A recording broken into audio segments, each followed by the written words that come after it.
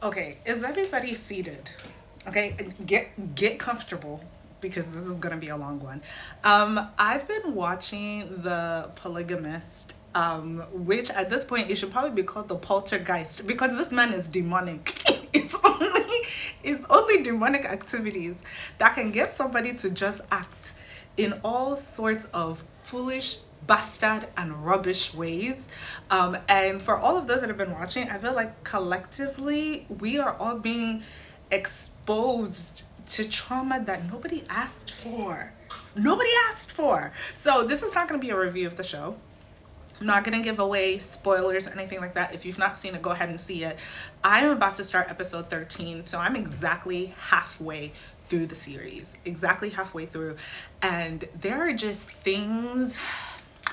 things in this show that as a black woman, specifically as an African woman, is very triggering. It's very, very triggering because we see these things happen in our society. We see it perpetuated over and over again across the generations, and this is wild. So, The Polygamist is a Netflix original, but it is a Netflix original backed through South Africa, or Netflix back to South Africa, whatever. I know Nigeria people were having issues with South Africa right now, but we're gonna put that one on pause just so that we can watch this thing and just, yeah, sure you get. So I'm watching this, and the show centers around a married couple.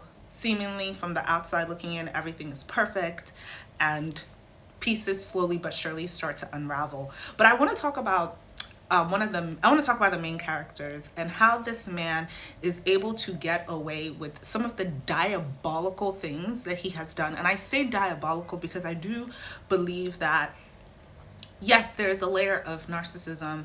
Yes, there's a layer of selfishness. But I actually think that there's a layer of innate evil behind some of the things that he does because he has zero to no regard to anybody else, right? He sees life through a very selfish lens, and he sees people as pawns to a means to an end that satisfies his internal cravings and that satisfies the way that he wants to move. Basically, Jonasi, he thinks about himself first, and then he thinks about how everybody else fits into what he wants to accomplish. But I really actually also want to talk about the women because I hate to be that girl, but I blame the women. It is 100 to me. These women, and it's so telling because it shows how women sometimes in society, they really don't understand the power that they wield and the power that they hold.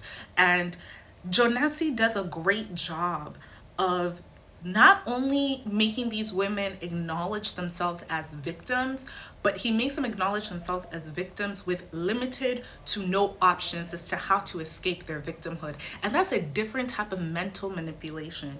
When you are in a situation where you know you are in the right, you know 1,000% you are in the right, and you know that the person that claims to love you, you can tell that it's a very selfish and very possessive type of love. You know that they're doing something wrong, and yet they make you rethink your reality, and they make you feel as though you are missing out on them versus they are missing out on you. And I think that Jonasi is so successful with his manipulation and his just narcissism because he collects low self-esteem individuals like their infinity stones. Everybody in his life, he positions himself as if he is the main character in everybody else's life. And therefore, he makes them feel like they have no other option but to choose him. So, for instance, the relationship between him and his brother is very tumultuous. It's very, very toxic. And he basically tells his brother in one of the episodes that you are nothing without me and that everything you have is because of me. And as an audience, it's like a conscious audience, I'm watching that and I'm like, everything you have is because of your brother, and you have taken away everything from him. A sense of, even to the point that his brother does not even have his own life, literally does not have his own family, does not have, he doesn't have anything. And for those that are going to watch, I'm just going to stop it right there. But he does such a successful job, especially in that moment.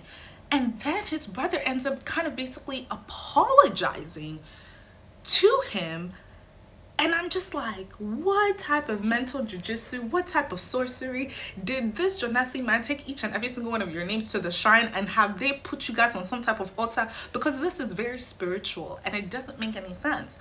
The same thing with Joyce, his wife. And I say that on quotes in the show.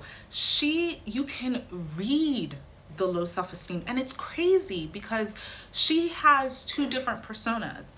There is a persona that she projects to the rest of the world as being this strong, confident woman, which I'm sure there's a lot of women that can relate to. But then inside of her home, things are just constantly happening to her. And she takes a back seat to her own life as though she doesn't have options, as though this man is actually not the man that he is because of her family name, because of the money that she even used to back what has given him all of this financial affluence. It's like these women don't even take a step back to think about it. Even Matipa, Auntie Matipa, you not right, girl. You just not right. But even her, as you watch the show, you watch her coming in confident, fully realized of who she is. She's very aware of her goal. Whether or not you agree with her goal or not, sis is very aware. Sis is very calculative. Sis is using her mind and she's maneuvering and navigating in a way that she wants to maneuver and navigate. This is not me co-signing her actions because that girl is foolish and rubbish and bastard and just ashewo and everything wrapped in one. But as the series goes on, you start to see that she even loses herself. She loses herself in this world that he has created, in this world that she has now elected to be a pawn in. And you start to see her diminish, like her feistiness or her fire or her voice. You start to see it diminish little by little by little. Now with those two women, Jonasi does it so well that when they even come to blows, right, he successfully removes himself out of the equation to the point where he's like, I'm even above these little squabbles with you two women. So you two women face yourself. You don't even get the, you don't even get the honor of my presence to squabble with me. Like, I'm like, y'all fight yourself, which is crazy. Light just died. Whew. Let's try to see how we can fix this real quick.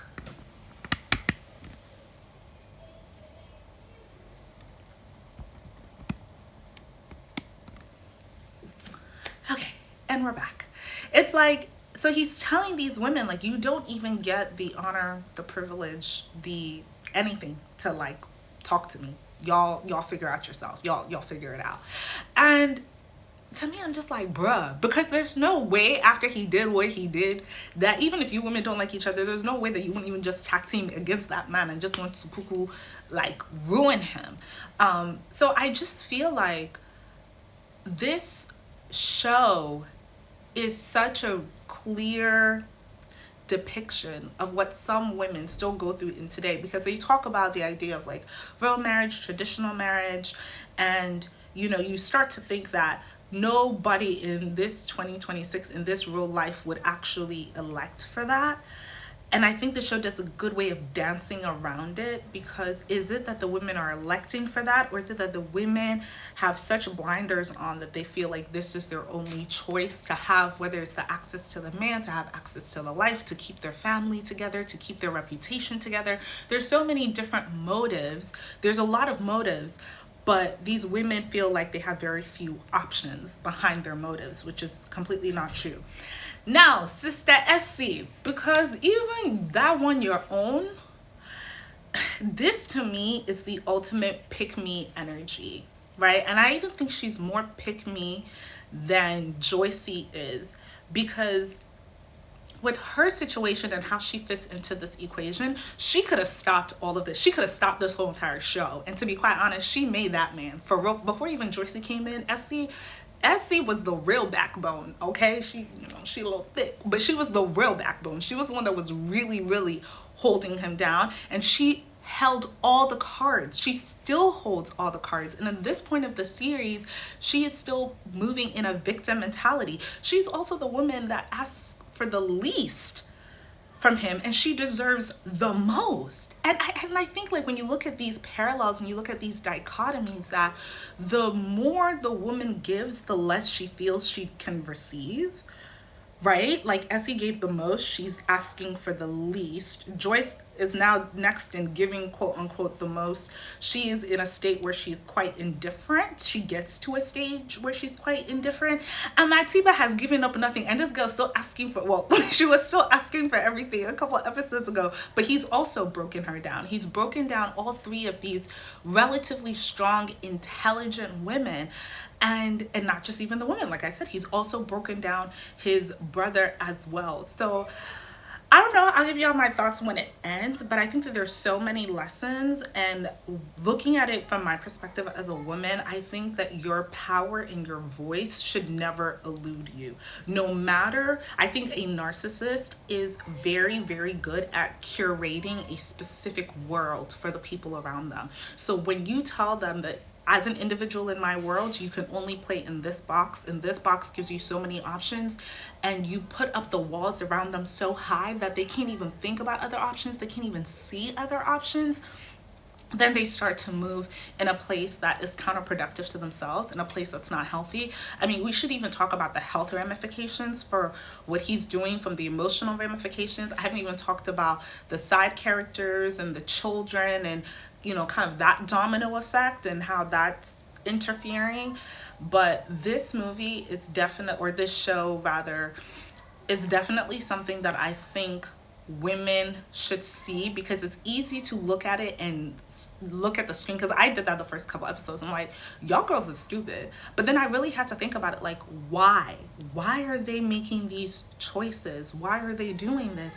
And that's because they actually are not living in a world of their own creation. They are living in a world of his creation, and they have given up all sense of autonomy because there are pillars around them that says that they have to, especially with Joycey, her mother. I was having this conversation the other day that, you know, although we do live in a patriarchal world, that does not elude me, but women, the matriarchy is what upholds culture, is what creates culture. So for instance, a man can say a rule, but it is the women of the culture that reinforces that rule, and that they teach the generations to come. And, you know, Mama Grace, Joyce's mom, is a great example of that, because she also kind of reinforces these negative attributes to her daughter. And it's weird, because she'll encourage her daughter one time to stay, but then she sees the sadness in her daughter, and then she gets sad from the sadness of her daughter, but she'll continue to encourage her daughter to stay. So I think it's really interesting where sometimes women are feeling like they're victims of society, and in some cases that is true, don't get me wrong, I completely agree with that. However, there are parts where we are reinforcing the same notion. And we, like I said, if you're African, you know this to be more than true. God forbid, if you're in an abusive relationship, you got abused, you go home, some parents might look at you and say, did you die? No, you did not die. Oh yeah, pack your load and go back to your husband's house. You know, there are certain things that, oh, okay, he's cheated. Is he the first man on this earth to cheat? Do you think he'll be the last man to cheat?